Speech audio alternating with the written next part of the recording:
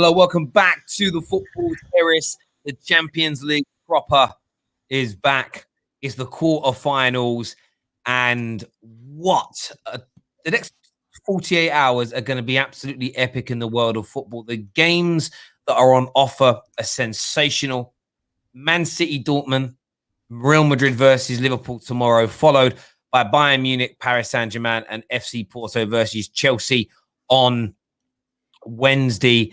And every game is tough. Every game is going to be epic. Trials and tribulations are plenty. We're here to preview Man City versus Dortmund and Real Madrid versus Liverpool. I've got a plethora of guests on the show tonight, and we will be opening up the phone lines later for you to come on and have your say. As always, do me a big favor and smash that like button right now.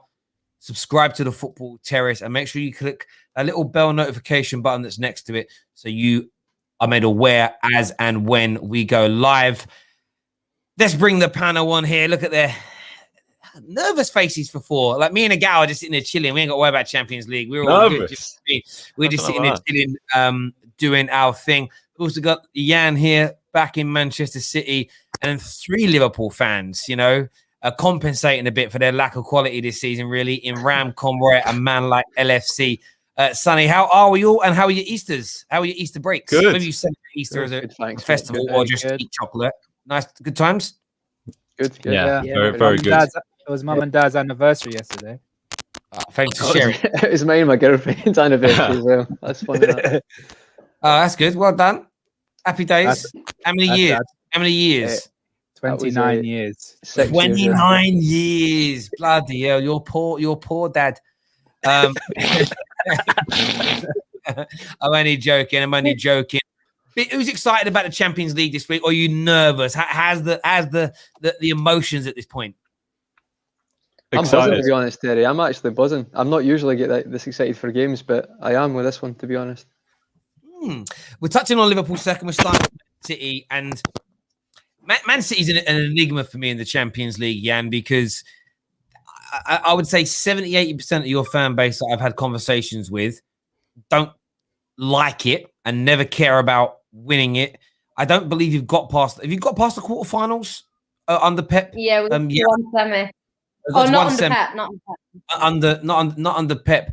Do you feel like the pressure's on tomorrow night, or is there an element of City fans just saying we don't really care?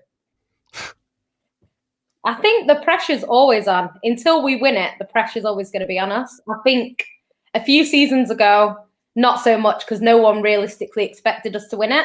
But I think now, we are actually expected to win it.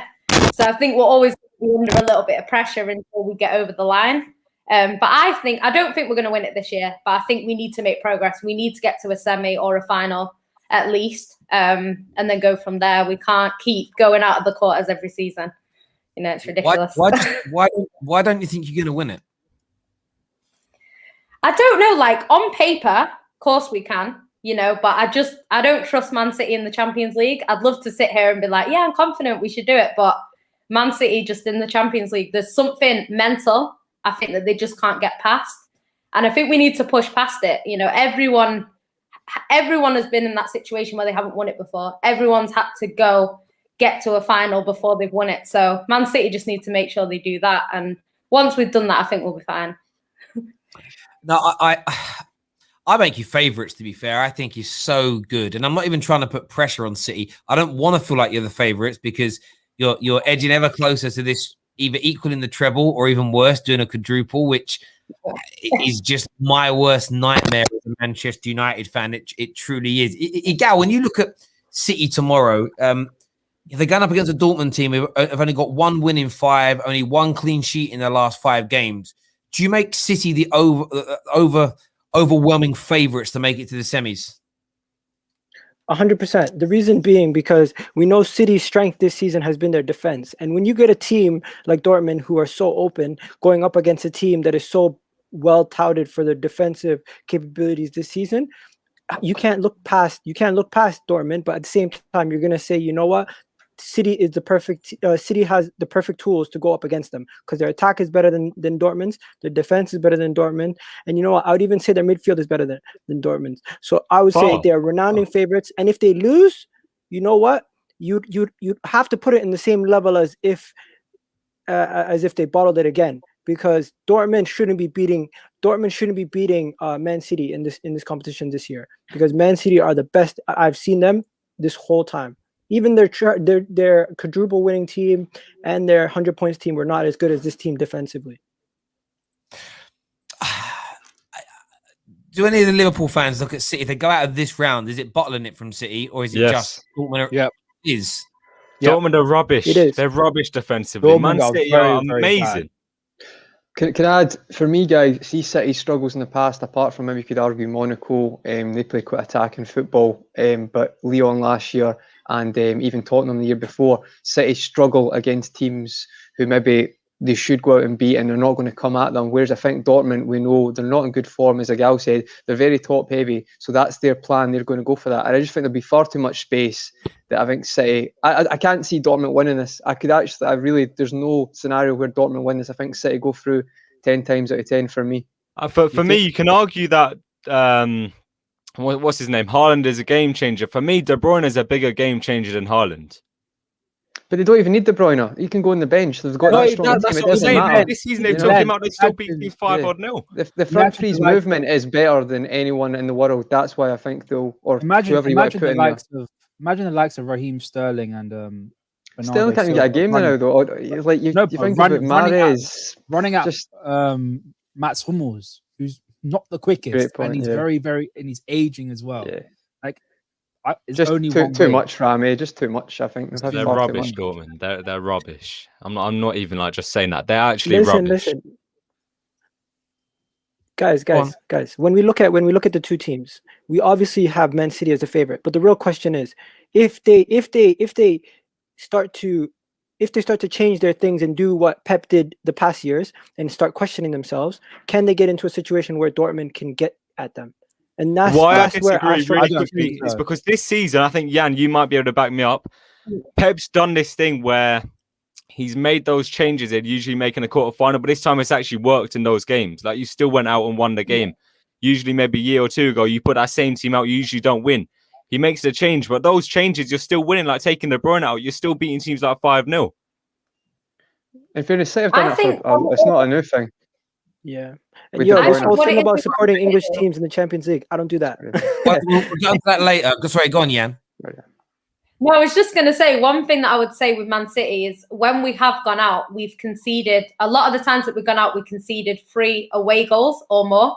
And I think that's what it's been on. I think we've conceded too many away goals. So the second leg, we're pretty much out before we started. Or, you know, we've not scored away goals. So then the second leg's always been more difficult. So if Man City, because we're at home first this time, if we can keep it tight at the back, you know, even if we lost 1-0, you know, in a worst case scenario, I think we could still go out in the second leg and win.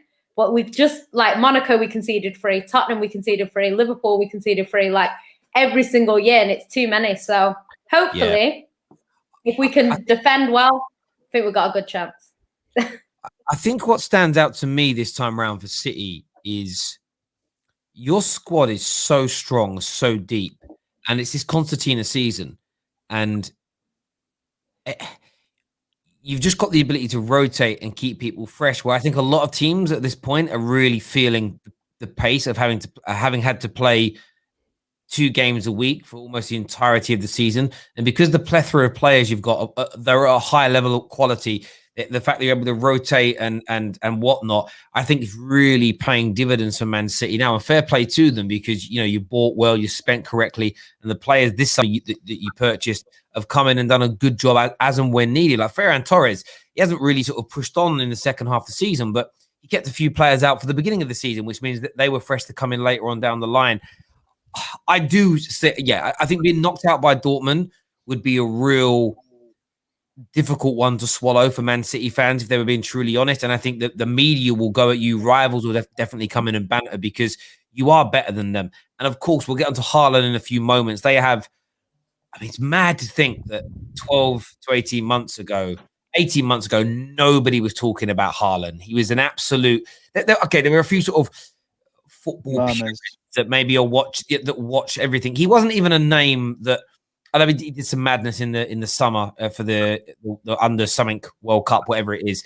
Scored 7 goals in a game, but nobody really was talking about him linked with him.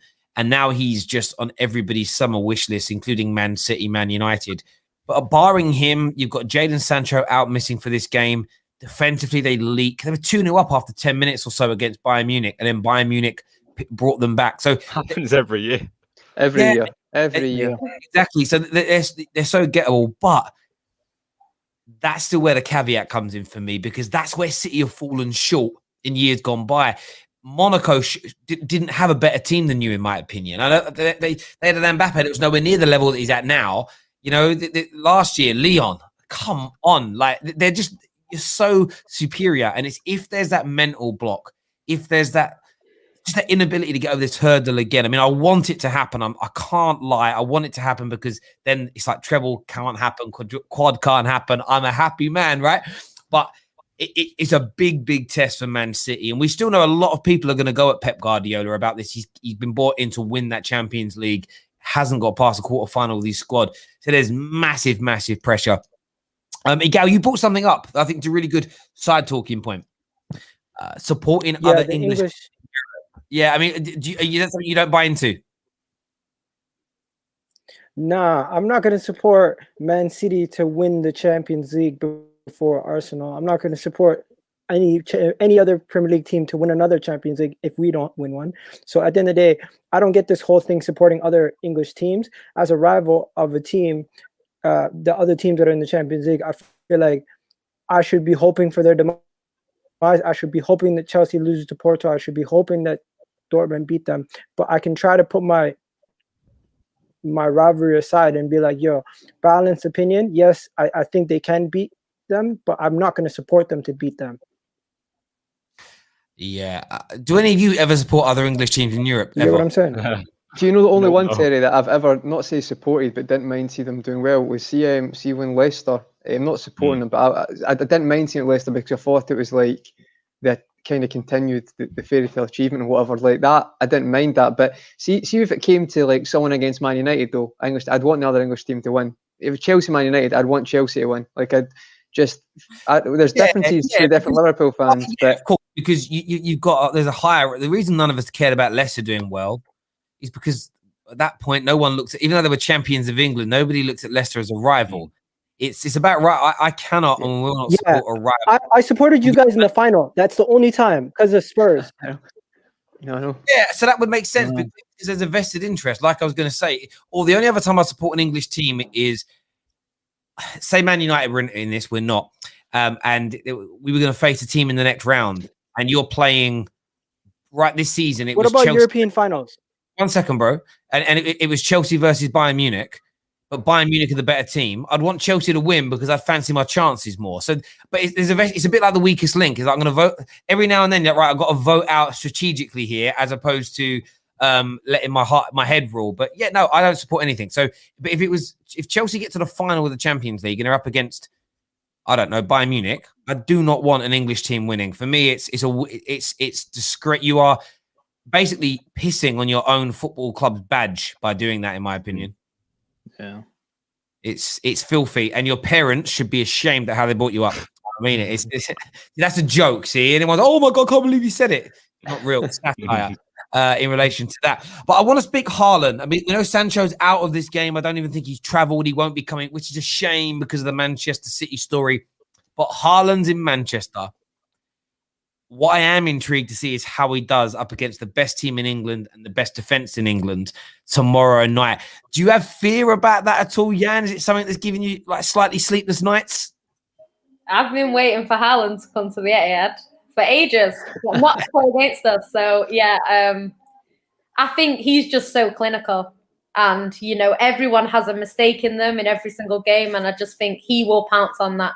Quite often, when I've looked at Dortmund, because I don't really watch them too much, but when I look at the result, it's like 4 shots on target, 2 goals, and they're both from Haaland. So he's just so clinical. He doesn't need too many chances to score a brace. Do you know what I mean? So I think if they get 4 chances in that game, he will take 2 of them at least. So yeah, we've just got to be careful with him.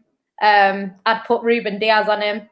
because I'd trust him the most. And yeah, I think Man City, you know, we have been good defensively. So as long as we don't panic and start going into that Champions League mode, I think we should be okay. I think he'll definitely score. But like I say, if we can score more, you know, I think we'll be fine. But it's came at a good time, though, hasn't it? He's gone at three games without a goal, which I know it isn't much, but for him, that's quite a lot. Yeah. So he's guaranteed to score then, isn't it? Well, that's what I was about to say. That feels to me more. I'd be more worried about that because he's too good. This little mini duct, he's on where he's not scoring. It's gonna. When I was just looking at it now, I mean, this season is 20. I think it's just league goals, 21 goals. It's just ridiculous. I was looking at some stats earlier, looking at the highest goal scorers, goal contributors, goals and assists in the top 4 leagues in Europe this season. And when you look at everyone else on there, Rashford's in the list, who's under 24, and there's Haaland on there, and then everybody else is established mid to late 20s, grown ass men. What this young man is doing is just sensational. I've got a little feeling that he's going to, you know, when Mbappe, he's already established himself, Haaland, but you know, Mbappe had that Champions League season where he just kept on doing it and doing it and doing it. I've got a little feeling that tomorrow night could be Haaland's night, where just in the back of my head, it might be a 2-2 game or something. You score 2 goals, you outplay them, but Haaland gets those couple of chances and puts them away, and then really makes it an interesting tie when you have to go back to Dortmund. Is it straight away again next week? There's no like 3 or 4 weeks to wait anymore, is it? I think it's 1 week, yeah. Yeah, I love it like that. I know they spread the games now because they want to put more on TV, but knockouts always just used to be 1 week followed the next. You never had to wait more than a week for the games, which is going to be amazing. From your point of view, Conroy, what do you think this does? The last week or so, the representatives of Haaland, we're talking about that big on the show, 9 o'clock show tonight. We're going into the transfer stuff really deeply tonight. But his father and his agent are pushing hard to sell him. There's talk of them negotiating between a 15 and 20 million pound each cut of the transfer deal. They're putting him in the shop window. They're pimping him out to everybody that's interested. Do you think tomorrow night, if he has a big game tomorrow night, do you see additional pound notes being added to his valuation? Absolutely. I mean, they're doing the European tour. It's baffling it, to be honest, but it's not surprising with Raiola, is it? But I'm surprised when I heard that actually Liverpool might have been included in that as well, because Liverpool in the past wouldn't deal with agents like Raiola. They kind of made a point of that, but who knows? See, to be honest, certain players, clubs will push their boundaries. But we talk about what Sonny said about no scoring. But see, for me, tomorrow, we'll talk about this later about Thiago and against Madrid, but who's not had a good season. But tomorrow, that is a perfect platform for Haaland to shut the small percentage of doubters who's out there against, you'd say, the best defence in England. So it's a massive opportunity for him tomorrow to do that. So I feel like that cut's going to get bigger individually and in the whole fee tomorrow. And do you know what, Terry? I feel like Dortmund don't have to go through for him to come out shining, if that makes sense. So say it's a bit like see if it's like because I think City have got too much. So say even it's 3-2, 4-2, both legs or whatever. You saw against Dortmund, against Sevilla, they do elite goals as well. But see, even if he just does that against Diaz and whoever's playing next to him tomorrow, that's a statement in itself. And I actually think that fee right now, Dortmund are in a great position, and they can just add what they want. Because I think what will happen is there'll be a bidding war this summer, and they'll be able to dictate. And I think it'll get to an obscene fee eventually, personally. But it's going to be interesting. It will do. And I know a lot of people in the comments are saying that news was fake. Raiola said it was fake. It may not be true, but I am not trusting what Mino Raiola tells me. I'm not. Mino Raiola saying it's fake. I'm not having it. It's Mino Raiola knows that. And by the way, if Raiola brokers one of the biggest transfer deals of all time, I don't mind him taking his cut. It's not something that bothers me personally. But as I say, those rumors are rife because of the percentage of the Pogba deal. They're always going to look at him and do that. Remember, on average, agents take between 10 and 15% of a transfer fee deal anyway. So if he goes for £150 million, the average amount is 10%. That's just standard in the industry. So it'd be interesting to see what he actually does get in relation to that. A lot of people saying his dad getting a cut, that's scary. It depends. It isn't just his dad sitting at home reading the paper. It's his dad that's part of his entourage and works for him. So that has to be taken into consideration somewhat. I think Agal will be back with this in a few moments' time. But viewers, we want your score predictions for this game in terms of the first leg. Who's going to come out on top, Manchester City or Borussia Dortmund? Ram, I want to ask you this question about the game tomorrow night. Pep Guardiola, you sort of sent out a little bit of war of words in terms of what I've seen, more in relation to the transfer element, saying that, he basically said here that the German giants are paying a lot of agent fees to land incredible young talent. They're stopping the Jude Bellinghams, the Haalands. Instead of them going to an English club, the agents are being paid a lot more by those teams. And then there's almost these sort of golden handshakes and these agreements to let them go later. So there's been a bit of war of words shot there from Pep. Do you think Pep is feeling the pressure of this game? Like he has to get through? Yeah, he has. I mean, like, you haven't gotten past the quarterfinal stage, have you? Manchester City. You might have got into the semi-finals in one season. That was Pellegrini, wasn't it? Yeah, not under Pep. So this is a must-win game, and like everyone said beforehand, you haven't won a quarterfinal tie and most of the quarterfinal ties that you've played against are teams that are inferior to you in some sense, and it's a bit odd to say that in a press conference. Normally Pep Guardiola is very cool, very calm, very collected, and it just seems out of character. It does. It seems very, very out of character for him, in my opinion. Yeah, I hear that. Yeah, and you obviously listen to Pep more than we all do. Do you feel like he's feeling it, or is it just for you typical Pep? I think he has said that he will be under pressure until he wins it. He knows that. He's well aware of that. It's quite weird with Man City though, because we got Real Madrid last season, beat them, went and played Lyon and went out. So Man City, I think that's why I think it's a mentality thing. Because if you can beat Real Madrid, why can't you beat Lyon? So it's definitely to do with the mentality of the players. Pep got a lot of the stick last time because of the formation. That being said, it's not really his fault that Sterling missed an open goal. So there are a lot of the players' decisions that are not helping the situation. So I think it is a bit of both.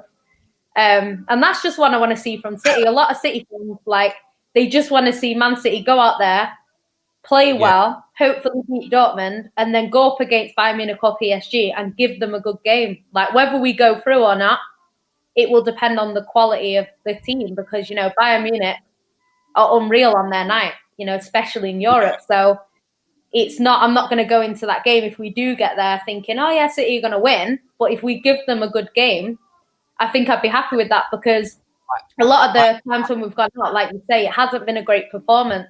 So I totally get it. Someone's got music playing in the background. Could you turn that? Yeah, is it yourself? Yeah, we're going to get a copyright strike because YouTube's mad on that. I got done walking down Oxford Street before I was walking. I went past a shop that had its music playing and I finished the video. I got on the train next up, thought I'd just make sure it's all gone. It's like struck down for copyright. I was like, my God, imagine that. I just walked past a shop. It's crazy.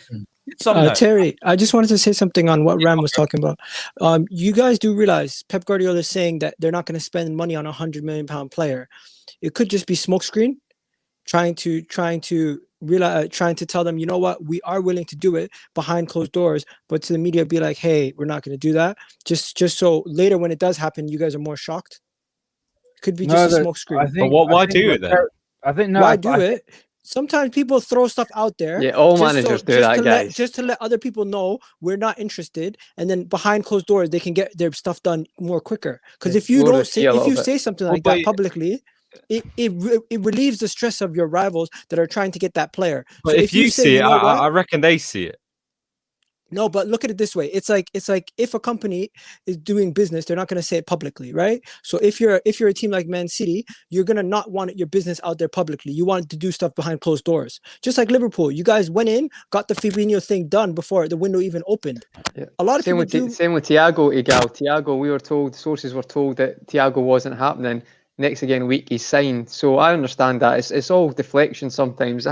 Klopp does it as well. They all do it, to be fair. They could. There's no doubt about it. Man City could pull off that deal. They have the finances to do it. FFP is going to be. I think FFP will be relaxed, and over a 2 or 3 year period, it will be phased out, and it will be phased out quietly, just like towel between the legs. let's move away now, mainly because the European big boys want to bounce back. But listen, it's going to be an amazing game tomorrow night. Man City versus Borussia Dortmund. We'll be live at full time, of course, covering that and the Real Madrid game, which we're going to speak about now. We're going to move on to this. Make sure that like button is being smashed, please, ladies and gentlemen. Thanks, Jan. I appreciate that a lot. Thank you. Sorry. Liverpool, awful season. Let's put it bluntly, awful season. I'm going to go to Sonny first on this. You've got Real Madrid, who again, I've watched maybe 3 or 4 La Liga games. I've watched all but one of their Champions League games. By their standards, it feels like a average season. Doesn't feel like vintage Real Madrid to me. Ramos is out. Carvajal is out. There's rumors that Eden Hazard's back. I'm not even sure if that's a worry for anybody anymore. Is this an opportunity for Liverpool to salvage their season? And will you do it? Well, yeah, because if you look back at the season, it's whether you either win the league or not, or win the Champions League or not. Like, there's no 5th versus 7th, wherever lower down we finish. And if I'm going off my natural reaction when we drew Real Madrid, I'm not going to sit here and I jumped up and celebrated, because when I think Chelsea got Porto just before us, I was like, rubbish, what we're going to do? And then we drew Real Madrid. I was very happy. But Real Madrid, for me, like you said, Ramos is out. I think Ramos is one of the reasons they're in a Champions League quarter-final. For me, I would have took Real Madrid over Leipzig in the round before, because I think Leipzig are more of a threat than Real Madrid are. As a whole team, I think Real Madrid are slowly declining a lot of their players. I think even with half our club injured, we can put out a better team than them. Wow. How about yourself, Conroy? Like, you're smiling a bit. Are you as confident as Sonny that you can? I mean, but I'm putting words in your mouth here, Sonny. Sonny just basically said I'm confident. We're gonna slap up Real Madrid. Hey, hang on. Slap up is an overstatement, but bro, you just said like even with half your squad injured, you're better. Yeah, I think we can put out a better team than Real Madrid, even with half our club injured. So that's slapping the team. That's fighting. I feel like we're sleeping on one of the best midfield for a long time. I know they're aged a bit, but they're still very solid. They're very good. They are very good. I know Real Madrid are very good because they're in the Champions League quarter-final. But for me, they won the league last year as well, though. People forget that they won the league last year. I remember all of it. I just think we are better than them. And you need to remember when I said I was celebrating we're getting Real Madrid, it's only because I seen Porto were gone, really. But Real Madrid, I was happy with the draw. Yeah, I was happy with the draw, mate. I agree with you there. For me, it's just a case of I've done this before the draw. I said Porto or Madrid I'd be happy with. Not ecstatic, but in the sense of the best chance we've got to progress to the semi-final. Because let's not beat around the bush, right? Liverpool, as Terry said, it's been an awful season. Performance-wise, Liverpool, there's no way they're going to win the Champions League if they don't get a bit of consistency. So for me, the best opportunity is if we get through the semi-final, and by that time we've got a bit more consistency with our play, that's the best chance we've got to win the Champions League. So for me... Sorry, go on. Where's his confidence, though? Where's his confidence? I'll tell you where it's from. I know exactly where it's from. Now, so Real Madrid unbeaten in the last 11 games. Liverpool in the last 11 games have lost 6 of them. I'll tell you where it's from. Terry, what did I say in the Arsenal preview? I remember I said the difference between our record at the Emirates and now is because we now have Jota. It was 0-0 until Jota came on. Jota scores that first goal. It gives the players around him confidence. That's why I'm confident for this game, because Jota, and he's going to start, and I think he's going to bag. To me, the reason why you're so confident is because of your recent form. I'm not lying. Your past couple of games. What is it? The last 3 games? It's not even form, Miguel, because Wolves were poor against Wolves. No, so but you could say you could say that Real Madrid have recently picked up form, and they're going to be trying to win the league, and they could still somehow mathematically try to pull it off, even though it's not going to be easy. And you guys still have a chance to get into top 4, and both of you guys getting a couple wins on. You guys getting what, 2 or 3 wins now on the bounce? 3. You guys could. So 3, there you go. 3 wins on the bounce, just at the right time. Get some confidence back going into that leg. It could be good for you guys. But personally, I feel like you guys are a little bit disrespecting Real Madrid, and the amount of players they have that have been in the Champions League finals have not been you guys. Sonny. Okay, I'll say Sonny. I feel like Sonny has a little bit. You're overlooking how good of a team they have and how many players have been there and done that. Yes, you guys have 2 teams that have gone to a final and a team that's won the final. But of course, you have to look at that team and be like, you know what, there is something to be still worried of. I would rather have Dortmund. I'd rather have Dortmund than Real Madrid any day of the week. As a whole team, I'd agree. But I'm not sat here calling Real Madrid bad. I'm sat here calling us better. I just feel sorry. Right. So they've lost. They're 3 points off the top of the Liga. They've lost 4 games in the league all year. They're 11 games unbeaten. They've been a superior team to you this year. So where are you? And I'm asking a question, not making a statement. Where is you are better than them? In fact, with all our injuries, we're still better than them. You have to add context. Because of Jota. This is it again. You're underestimating Jota. I said it in the preview, and I genuinely think Jota is giving us the goals, and what we've been lacking is the goals. If Jota bags that first goal, what does he give the players around him? He gives them confidence, and then they can start scoring as well as him. I think I solely think feel like there's a difference between Arsenal and Madrid, though, Sonny. This is the thing. Like, I feel like a massive. I know, mate. But what I'm saying is, for me, with Liverpool fans this season, like, I love my team, but we've got a habit of a few good results and we gas everything up to 100 when we're still at 40. And it's like, this is the thing. Kabak and that Phillips have been tested, but Benzema. People like this. Benzema's movement is going to test them most than anyone else. Like, he's going to test them, and it's going to be. You're saying our team, but we're not great at finishing, so we could create a few. At the moment, we've been poor in front. Well, the Arsenal game were really good, but I feel like Benzema is going to test them, and we're forgetting that Kabak and Phillips, even with Fabinho there, that's still a weakness, guys. At the end of the day, it's not our same defence. For me, it's on a knife edge, and I think the midfield is going to be vital to who controls it. But we can't sleep on Madrid. They've got a winning mentality. We go on about our mentality for 2 years. Madrid have won 4 Champions Leagues. We cannot sleep on how good that team is. No, come on. Let's not say that though.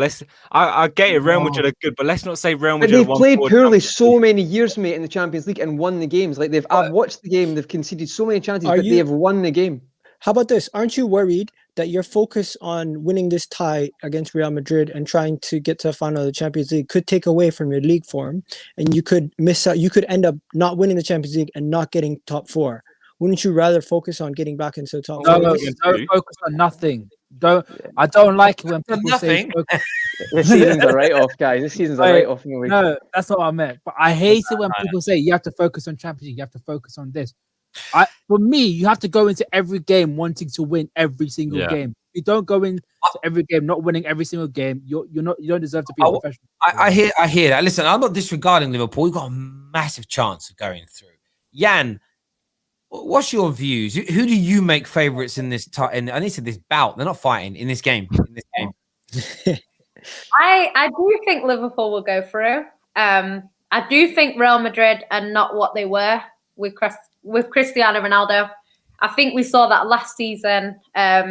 Obviously, when we played them, I thought we didn't struggle too much to go through, if you know what I mean. Disaster class by Varane that game. Disaster class by Varane. Yeah, I think Liverpool will go through, but I don't think it's going to be easy. I don't think it's going to be one of them. The first game might even be a draw, and then the second game, Liverpool might edge it. But I don't think it's going to be like 3-0 Liverpool or anything crazy like that. But yeah, they still have that mentality. I think Liverpool have it as well in the Champions League, and so did they. So I don't think Liverpool having that mentality doesn't really matter too much against Real Madrid. Against a team like Dortmund, yeah, 100%. Against a team even like Porto, 100%. But against Real Madrid, I think they've got it themselves. So it'll be who turns up on the night and who takes their chances, I think. But I would favour Liverpool over Madrid in that time. If Liverpool are defensively sound, they're going to catch Madrid on the counter-attack, in my view. I saw that happen in the groups. I want to say they were beaten twice. They might have drew other games against Shakhtar, where they just got caught on that counter again and again. And I think that's where Liverpool are going to have to play. And as long as Kabak and Phillips, I never would have thought at the beginning of the season, a Champions League quarter-final game against Real Madrid, you'd have Kabak and Nate Phillips. Literally, if you just said Nate Phillips, you start in your quarter-final, guys. I've been sectioned. People said, no way. It's crazy. Watch him get injured now. Watch him get injured. Terry's gone. So I think you got a really... I don't think you got a chance, by the way. I do. It was more the... It helps when Ramos ain't playing. Yes. The other side of that is a lot of people want Varane to come to England. I've seen a lot of Chelsea fans, a lot of Liverpool fans, a lot of Man United supporters say we need to bring him in. And then you get this kind of section of football supporters that say he needs a good leader next to him. I think it's a real big test, and it's a big stage now again for Varane to not have the world-class, one of the greatest centre-backs in the history of football in Sergio Ramos next to him. It's going to be really intriguing to see how he copes and how he does in this game. And I'm looking forward to it. But there is potentially a returning face to the English game, Eden Hazard. A lot of reports in the last 24 to 48 hours that he's recovered from another injury setback at Real Madrid, and he may be available for this game. Before we delve into this next bit of chat, make sure you hit the like and the share button. We're going to open up the lines for you to come on and have your say in the next 5 to 10 minutes. So stay tuned. We're going to share the link in the live chat function as well. Likes and share buttons needed. Hit subscribe buttons and the bell notification button as well. Sonny, Eden Hazard, his name's on the starting lineup tomorrow night. Are you worried? This is no, because this is like comparing the current AC Milan team to the name AC Milan. Like, how long's he been gone for Chelsea? Like 2 years now? He's not done anything since. So his name is scary, but him as a player is not. I wouldn't see him doing anything against us. Yeah. I think I need to have a look at him and see how physically fit he is. I would agree with that if he wasn't so good at destroying us when he's not been in form. Like, he's done that several times. Like, you could, for me, it's like, I agree. I'm 80% on the field of you guys, but Hazard's got that in him to just turn up against Liverpool, destroy us. He's done many times before, and then just go away for 6 months. And it's been about 18 months. Like, it's been about 18 months and everything's gone wrong for him. I don't see a way back. Sonny, do you think Eden Hazard is finished at the highest level of the game? Yes, 100%. What is he, like 31? Ooh, I don't know. No, stop it. Well, no. I don't need to stop it because he's shown me over the 18 months that if he's above 30 now, it's done. I don't think he's above 30, but you just thinking he's 30. He's 30 on the 30. He's 30. Do you think Eden Hazard can get back to his very best days that he had at Chelsea? No. I think that might be injury related as well, Terry, though, because I heard rumours that he had to get another, I know it's just rumours, but operation on his ankle. If it has to happen again, he might not be able to play again or whatever. So that might be more forced than anything else. Okay. I also think it's the mentality as well. Gal, do you think that Sonny's being disrespectful to one of the greatest Premier League players ever in Eden Hazard? Wi-Fi issues. No comment. No comment. How about yourself, Jan? Do you think that it's right to overlook Eden Hazard with sort of that much ease? I think he's one of them. Apparently, he's not playing in the first leg, but I'm sure he'll be back for the second. I don't think you can ever. He's got a bit of a point to prove, so I don't think you can rule him out as much as. You know, he might not be at his best. I think it's still the Champions League. I don't think he's won it because Chelsea won it the year before he went there. I don't know if he won it. Has he won it with Real Madrid? No, I don't even know. No, he hasn't. Yeah, so he's going to want to win it, really, because that's probably why he went Madrid in the first place, was to win that. So I would expect him to turn up. But yeah, I think Liverpool will just have too much for Real Madrid over sort of the two legs, but it will be close. I think one goal wins it, to be honest. Do you feel that Hazard's, or any of you, do any of you feel like I know he won the La Liga title last year, but he didn't play an instrumental part in it. Do you think he regrets his move? I mean, do you think in general he's achieved enough in the game to echo the ability as him as a football player? Because there was talk about our CR7 levels, Messi levels. He was instrumental in 2 Premier League titles, instrumental in winning an FA Cup, instrumental in winning 2 Europa Leagues. I know he has a league winner's medal at Real Madrid, but he barely plays. He wasn't a key figure. He was a squad player and on the medical table for a lot of it. Ram, you said no. So you don't think he's lived up to his expectation and his ability standards? Absolutely not. And in club football, international football, maybe. He's done a lot with Belgium. He took them to 3rd place in the World Cup. But club football, absolutely not. The guy is one of the most, I said it before, the guy is one of the most talented footballers. The way he plays football is like watching Lionel Messi play. It's as simple as that. But the main problem I have with him is his mentality going into seasons is absolutely shocking. It is. Like, the guy doesn't want to push himself. If he had a little bit of drive, I think he would have been. I think we could be talking about a guy that's on par with the likes of Ronaldo and Messi. But maybe that's why he's so good, because he doesn't care, because he's just quite carefree. No, that's that's maybe my why. point. That's my point. If he had shown a little bit of care, doesn't get a pressure, little bit of drive, he could have been on that level. It's always going to be what could have been with him. It's as simple as that. I think he came to Real Madrid to not relax, but to kind of like not have so much going on, if you know what I mean. I think he wanted, not that he wanted it to end up like this, but you see when he moved to Spain, he literally came out, he said he can't stop eating buns or whatever. I think he kind of had this sort of emotion that he knew what was... Guys, let me say something quickly. We'd let you, but your Wi-Fi is shocking. Oh my God. Yeah, Gal, we can't hear you, bro. It's so, your Wi-Fi is so bad, it isn't even giving us dial-up sound.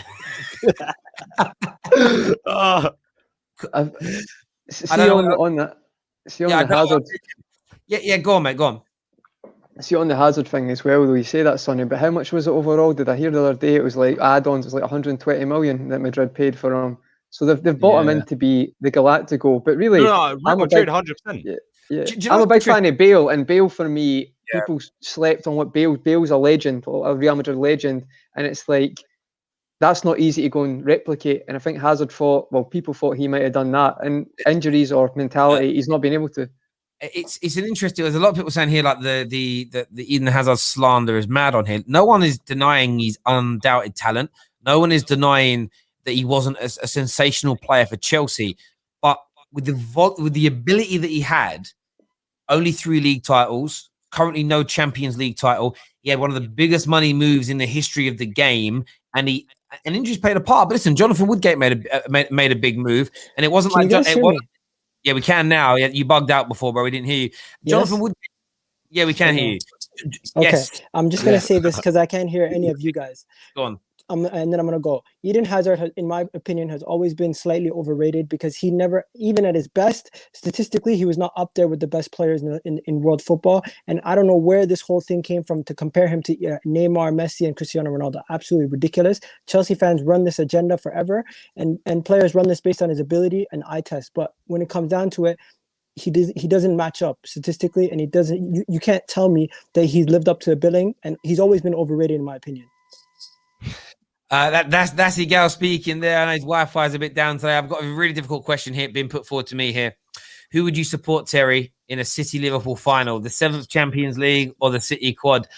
It would go on holiday, Terry. Go on holiday, mate. Well, first of all, I'll be on the phone. I'll be on the phone to Elon Musk saying, bro, do you need someone to test one of your reason I can't hear Terry. I'm in a rocket and send me out of this planet. But I would support Liverpool because 6 and 7, we're still miles away from you on Champions League front. A quad is the greatest achievement of a club side ever in the history of football. So it would be Liverpool with that one. A lot of people are attacking me here. You're always having to go at Eden Hazard. Brother, I just asked questions tonight. All I did was ask questions. You can phone up and have your say if you want to defend. Can't handle the truth. We're going to go to the lines now. And let everyone have their say. Before we do that, who's going through in this round, ladies and gentlemen? Is it going to be Liverpool or is it going to be Real Madrid? We want your thoughts. We want your opinions on this. D1 says only 3 league titles. How many did Gerrard get? Bro. All right, Gerrard's sleeping nicely with the Champions League next to him. One sec, gents. Okay, I'm not saying he has. This is what people understand here. I'm not saying Hazard hasn't been brilliant, hasn't had a very good career. But you were talking, people were comparing him to Messi. People were comparing him to Ronaldo. So to be compared and say that's the level he's going to achieve, for me, he has to have the longevity they've had, the impact on games. He almost has to have the social impact on football that them 2 individuals have had. Celebrations, kids screaming his name. Maybe he's had that. Maybe, I don't know. I don't know what people are shouting in parks, right? But then you have to look at goal outputs. You have to look at trophies. You have to look at the types of trophies they won, the influence. All these things go into the mix. Has he lived up to the expectation that you said he was Messi, Ronaldo level? Not, is he a very, very good football player? There's a difference between the 2 things here. There really, really is. Don't try and mix them all together. That would be disrespectful. Super chat here says, name me one memorable Hazard Champions League knockout game.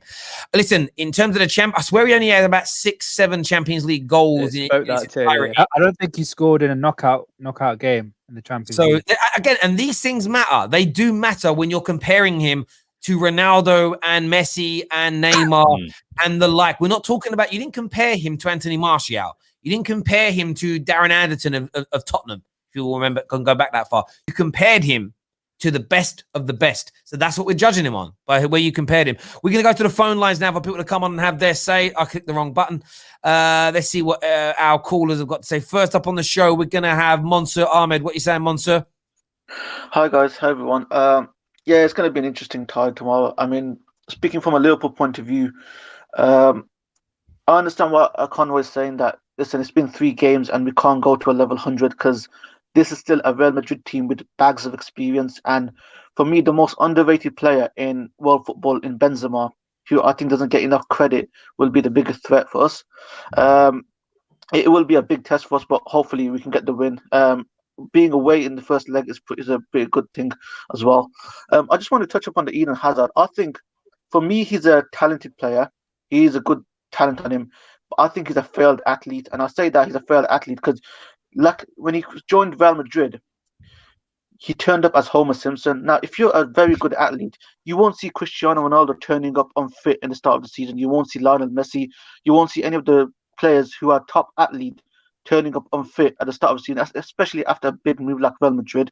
And for me, he's a good, talented player, but for me, he's a failed athlete, and that is something that is going to go against him. And in terms of Man City, just a quick thing on Man City, sorry. Yes, they might be favoured, but I think for me, this next 2 ties will determine whether they're a great team. Because for me, they've had a cup runs where they've had slightly easier team and slightly lower ranked teams than them. And for me, Lyon was the biggest surprise where they should have beaten them. But if they go through in the next 2 ties, then they will be considered as one of the great teams out there. I hear you, Monsieur. Great points made there, mate. Thank you for calling into the show. We've got a super chat here. I've got to put a gal's face on camera for this. It says, honestly, bro, I completely agree with him. I feel like Eden Hazard, you guys can tell, like, he's just been a complete, like, you hear me fraud at all? ever since he went to Real Madrid. It's been a flop of a signing. Yeah. And, I don't he's think a lovely I don't think he's a lovely player. He's a lovely player. Big Al's not listening. The super chat. He can't hear us. I love it. That's what we were addressing there. Sorry, Gal. Hit that like and share button, ladies and gentlemen. I'm behind because of the playback. I'm behind. I'm listening from here. Okay. That's what we were about to go into. Next caller on the show, we've got man like David with us. What are you saying, Dave? You're on mute, bro. You are disrespected everything. Sonny, you need to back up because you said, first of all, you said Dortmund are trash. Back it up a second. Oh, well, they are, aren't they? I'm not having it. I'm not having it. We may not be great, bro. We may not be great, but we are not awful. However, if Man City do not beat Dortmund, hang on. They should be embarrassed. No, hang on. Don't say you're 5th. Why did you just say we? Because they're basically my second team. I'm not gonna lie. They're basically my second team. I don't care. Oh, have okay. it, Terry. Terry, have it, Terry. Have it. All right. I've been in Germany a long time. They're the team I always watch when I go over there. It's fun. Love them. Hang on, David. You came at me about the Dortmund thing, but not Hazard. They're awful, but they are not trash. All right. And if Man City do not beat them, they should actually be embarrassed because this Torzic guy we've got in charge, he's awful. You don't know what he's doing. He's literally like Haaland, do your thing, hope. That's all it is. But if you don't beat them, it's embarrassing. Well, that means they're trash then. Wait, that means they're trash. If Torzic is bad, they're not trash. No. If they were trash, they'd be like in 10th. They're in 5th. All right. You said they relied on Haaland, so if they're relying on one player, surely they're trash. Of course, they rely on Haaland because he's the guy in it. But the guy he can't organize anything. By the by, City have to win that tie. The Hazard disrespect though is absolutely ridiculous. I'm not one of them people that put it with Messi and Ronaldo and that. That's ridiculous because no one's on that level. That's ridiculous. However, to say this guy is finished, he can't do anything, and he's underachieved in the Premier League. He's only won 3 Premier League titles. Is ridiculous. No, his career. Hang on. It's ridiculous, David, let me go back and unpack a few things you said there. In terms of he ain't won 3, he's won 2 Premier Leagues. I asked the question whether you think Hazard has lived up. Has he achieved what his ability promised? overall in the game. 2 league titles in major leagues. I know he has a third in La Liga, but let's not get twisted. He was barely involved in playing in that. And I wanted to know whether people feel that he's really achieved what many of us thought, the level that many of us thought he would get to in the game. If you think he has, then great. If people think not, in terms of him being finished, do you think he's going to find his feet at Real Madrid, David, and perform to at least the standard that he did consistently at Chelsea? Because if he doesn't, then he's finished, right? Maybe not at Real Madrid. I reckon he's got one more transfer in him because I just don't think him and Real Madrid work. I don't think it works because I feel like he enjoys being like the best player. And at Real Madrid, when you're surrounded by loads of talent, his thing of I don't really train during the week, then showing up on a match day doesn't go down as well. That so do you for think me, it's a missed opportunity, David? Then he could have been one of the greats, but it's a missed opportunity. I think if he worked really, really hard, he could have been. I don't know. I think little bit. He could have been better, but I'm not sure what better really like does for him because he wouldn't have been on that Messi Ronaldo. Like that's not him though. That's not the way he looks at football. He just enjoys it. And that's fair. But what we can't do is this: you can't turn around and say let's compare him to Wayne Rooney. Slightly different positions. I would say on technical ability, he's better than Wayne Rooney in terms of dribbling skills, etc. But Wayne Rooney was a better overall player and has had a better career. What we can't say is because Hazard's ability was greater, that he's had a better career because Hazard decided not to try and be as good as Wayne Rooney was. That you can't judge people on that level. Like you have to judge people on what they achieve in the game and how often they're achieving those things. And Eden Hazard was at a team that if he that was good enough to win league titles on a very regular basis, in my opinion. He's then gone to Real Madrid. I know he's had injury problems. I put a lot of his injury problems down to his lack of overall fitness. Ironically, that's what did for Rooney in the end of his career. All the pies, smoking and alcohol in the offseason killed him. But look, I think Hazard was a world-class player at times. I think he's been a very good talent. I think he's a top player. But the reason I talk about as he underachieved for his ability is people say things like undeniably the greatest winger ever in the Premier League as a flatline statement. And I look at it and just think to myself, David Silva achieved more than him. Aguero better than him in the Premier League. But it's like people want to act like it's an undeniable, undebatable fact. So, okay, let's take your undeniable, undebatable kind of element to your rhetoric. Then has he underachieved overall in terms of what he's won as a player based on that it's undeniable that he's the best wide player or one of the best attackers ever in the league? I think it's a fair question to pose to people, especially after a £150 million move where he's been on the medical table the whole time. David, appreciate you coming on, mate, and having your say. They really do appreciate that, brother. Thank you. Comment here from Blaze again says, also Hazard is overrated with 3 Premier League titles. Well, he has 2 Premier League. Is it 2 or 3? I swear it's 2. It's 2 Premier League titles, not 3. But Bruno is so hyped in this show to be the best ever in the Premier League history with nothing won. Well, listen, I've never said he's the best ever in the Premier League. I think he's the best attacking midfielder right now in the Premier League. But you know what? If Bruno keeps performing like this and doesn't win anything, you will see the same rhetoric from me. The same rhetoric from me. No doubt, because I don't do the hypocrisy stuff. Next on the show, we have iTest. iTest is with us. What you saying, mate? Yes, I want to say that the disrespect to Hazard for me is disgusting. I think he's one of the best, for me, the best winger to ever play in a Premier League. And I believe that if Hazard was English, he'd get a lot more respect. Because let me tell you why. Steven Gerrard, yeah, he done way more than Steven Gerrard in a Premier League. But that bum Steven Gerrard who slipped and cost Liverpool the title is respected way more and put way higher up when people do rankings of Premier League legends. He hasn't even won the Premier League. How can he be ahead of Eden Hazard? Yeah, I think if Hazard was English, he'd be rated a lot higher because I don't understand why people rate Gerrard more. That bomb slipped over and cost Liverpool a title. Yeah, I think Hazard. Yeah, also if he didn't get injuries at Madrid, that injury stopped something special. Injury stopped something special because Hazard, if he wasn't cursed with injuries, bro, he would have went to another level. He would have. It's sad, and it annoys me when people celebrate the fact. Based on what you said, I'm not it annoys me when. Okay, so I hear what you're saying, and listen, as I've said already, I wouldn't say he's the best winger like ever, undeniably in the league, because Cristiano Ronaldo played in the Premier League. So instantly, I have to deny that.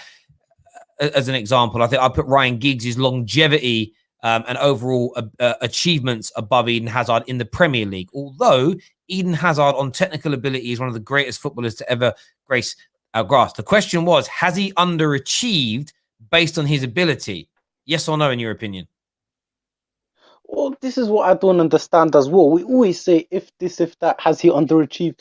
Like, why don't you just appreciate what he's done? We don't say that with any other players. Like Steven Gerrard, for example, we don't say, oh, he's under.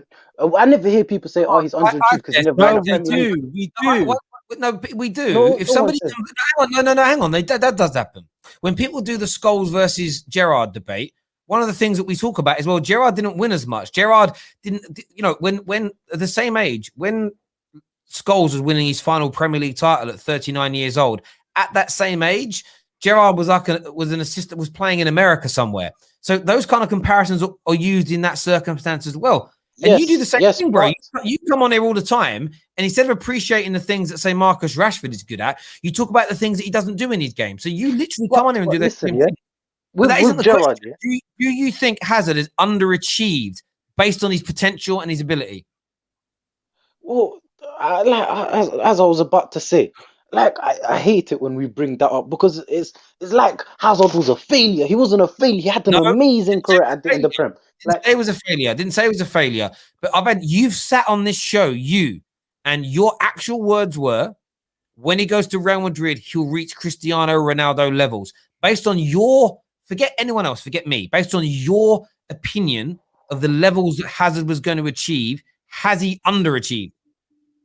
But if he would have reached those levels, maybe not as long as Ronaldo, not the longevity, he wouldn't have done it for 10 years, but he would have had that peak year if he wasn't hacked with injuries. No, he hasn't. Because he hasn't, of injuries. And that's what we're asking. But listen, bruv, if I ask a question, do you think X has reached Y, and you think he has, come and say why. People are allowed to have an opinion. It's not disrespectful. Now, another question that was brought up: do you think he's done at the highest level? Do you think he'll ever get back to his Chelsea standards again?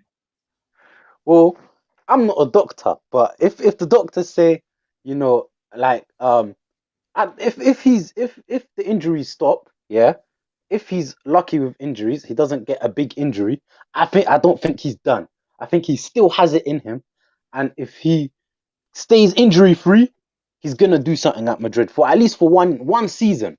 At least for one season, he's gonna do something. Okay, I've got another question for you. I'm interested to know, Premier League wise, who's had the better Premier League career?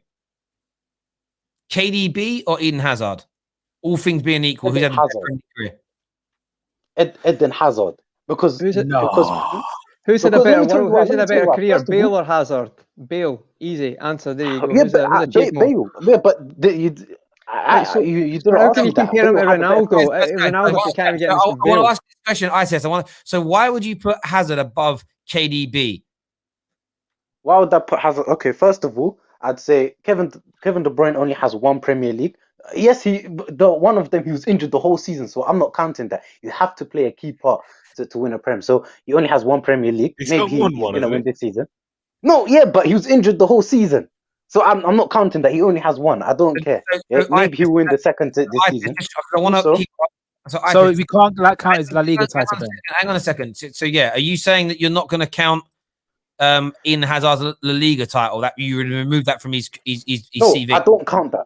I don't count the Premier League, but I do count something that people don't talk about is when he won Lille the title, when he carried Lille the title in League 1. No one talks about that. That was a great achievement, yeah. And he also won 2 Premier League titles, yeah. Where for me he played a way more important role for that team than Kevin De Bruyne. So I'd put him above Kevin De Bruyne, and also Kevin De Bruyne has only done it in England, yeah, domestically in England. Yeah, Eden Hazard has done it in the Europa League. He done it in the Premier League. Wait, 2 seconds. Wait a second. Jan, what do you make of that? That KDB's only done it in England? Nah, like he was killing it in Wolfsburg. That's why we bought him in the first place. You know, he was beating Bayern Munich, who were at the top of their game in finals. Like he was killing that. I don't think you can say. What? Well, no, he didn't win the league with Wolfsburg. Fair enough, but the thing is, Hazard. No, she's talking about. Yeah, but he played for Lille.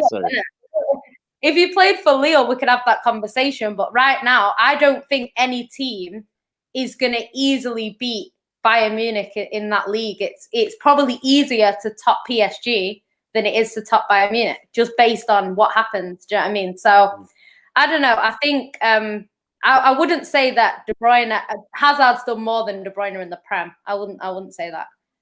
Do you know what I mean? Can I also add? Can I also add in the World Cup? Right Can I also add in the World Cup? Eden Hazard turned up in the World Cup. That bum, De Bruyne didn't turn up against Yes, France. he did, Hazard bro. He did, bro. No, he didn't. Yes, he scored against Brazil, bro. He scored against Brazil. Yes, he scored, No, but that's all he done nonsense against now. France. Watch the game against France. Hazard was balling against France. But listen, Hazard was balling against France. But that bum, Kevin De Bruyne, didn't turn up. He didn't help Hazard. Why call him a bum? Help Hazard. And do you know the irony? I love you, Ites. I do. The irony in you is that you sat here and said, "Why are we talking about the things that so and so did and didn't do?" And then with KDB, but he didn't do this and he didn't do that and he didn't. You literally. That's what I love about Ites merchants. Ites is the epitome, the dictionary definition of an Ites merchant. They literally hypocritize themselves. What they get annoyed about you doing about someone they like, they do to every player that they dislike. Listen, Hazard is a top-class player. No one on this show has denied that he's not a great player. No, Terry, he's a bum now. He's a bum. He's a bum. I can't take it. He's a bum. But nobody's denied that he's not great, that he's not been brilliant, that he hasn't achieved wonderful things in his career. Not a single person has denounced it. The question was, has he lived up to the levels that people like yourself, Ites, you know, the kind of platform and the pedestal you put him on is what I should say. And secondly, is he past his best now at 30, 18 months of injuries? Will he come back to his best? And it's a relevant conversation because he's going to be playing an English team. He was brilliant over here. You're not answered many of those questions, but Ites, it's always a pleasure to hear from you, my friend. Thank you very, very much indeed. Imagine calling KDB a bum. It's crazy. And on the Steven Gerrard thing, I don't want to respond to that. I don't want to respond. I'm not going to get in the middle of that. I necessarily think it's like... Listen, I find it interesting. Listen, my view on Gerrard is this. I did say a little while, you know, they talk about the Hall of Fame thing with the Prem. I did sort of feel like Gerrard shouldn't be in the first 15 to 20 inductees. I felt like there's so many players that have won the title that should go in before him. Like literally about 12 players at Man United first before him, if you get what I mean. But it's just, I love Ites. He makes he talked about Champions League. We need to do that another time. He talked about Hazard and Champions Leagues, and I mean, you can't really compare Hazard and Gerrard with Champions League. On the show, we've got man like Rack. What you saying, Rack? Hey guys, I was doing all right until that idiot just came on and really annoyed me. Look, to the sheer audacity to call Kevin De Bruyne a bum, like. Honestly, man, the guy came on here and said he's not a doctor. I'm not surprised he's not a doctor. He's got a single-digit IQ. It was complete fucking idiot. Like, absolutely ridiculous. To be honest, it's really annoyed me, to be honest. Look, KDB is one of the greatest midfielders in Premier League history. Hazard has been a great player, but he's also proved to be extremely inconsistent. He's gone seasons in the Premier League when he's been fit, contributing absolutely minimally. So, you know, it's not all roses. He's definitely not fallible. He's definitely not infallible. So yeah, and look, Steven Gerrard. Look, I don't need to say anything more about it. To kind of say anything about that is just frankly ridiculous. So yeah, let's. You said, are you confident of beating Real Madrid this week? Yeah, I'm confident. But to be fair, another thing that's annoyed me is Sonny coming on here completely disrespecting Real Madrid when they've got extremely potent weapons, and you only need, like, even if Hazard was to play, it's irrelevant whether Hazard plays well for a whole season. He needs to play well in 1 or 2 games. Look at last season, right? We played against Atletico Madrid. We absolutely slapped them. We slapped them at Anfield, and they still beat us. Like, you can't just like be coming around saying, "Oh yeah." It's fine to say you're confident. I think I'm confident too, but to like say players like Vinicius and Mendy and Benzema, you know, their midfield is they can cause us huge problems. Let me say really quickly. The other thing you said, so you need to put a bit of balance before you start. With Hazard, you said it's only one game that needs to play well. I don't know if he's capable of playing one game well anymore. It's been a lot of months since he's been good. But I think that's not one game. That's not the issue. I think But won games against Liverpool in a Champions League quarter final. It's not that easy. It's not that easy, but it's possible. And it's possible, but anything's possible. You're ruling out like it's not even going to happen. Well, I'm ruling out he's going to play. I doubt he's even fit. Well, we'll see. He's not in the squad. 3 training sessions apparently. Yeah. There we go. Listen, Rat, great call, mate. Thanks for coming on, having your say. Did you say in the comments below that if it wasn't for KDB, Hazard would have won a World Cup? Nah, he's a dummy, bro. He's not a dummy. He isn't a dummy. He's part of this modern day fans where they pick a number of players that they love. And when you love a player more than a club or the nation they play for, it's everybody else's fault when that player doesn't achieve the things you want them to. And if somebody else does really well or moves forward or whatever, they just look for ways to twist it. I'm going to do one final call tonight. We're going to get Winter Surfer on. Winter Surfer, what you saying, mate? Yeah, thanks for bringing eye test on to defend Hazard. I really needed that. It's like a clown trying to do brain surgery, isn't it, with eye test sometimes.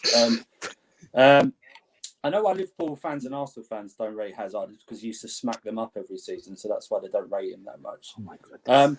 But Terry, I think as a Chelsea fan, he could have done more at Chelsea, and we could have done more to help him as well. We could have surrounded him with better players because sometimes during the games, he would carry us just to get a draw. But we could have done more to help him in that time as well. I do agree he could have helped himself. He went off on one season, 15-16. He didn't turn up to the last 8 games of the season. So he could have done more.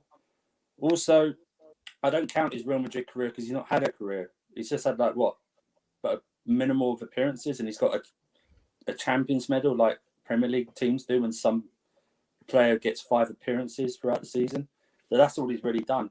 I believe he needs to move to a different club because I believe if he's injured all the time, that means to me that their medical staff is not up to par. So he was always getting kicked around at Chelsea, but he wasn't really missing for a large period of time.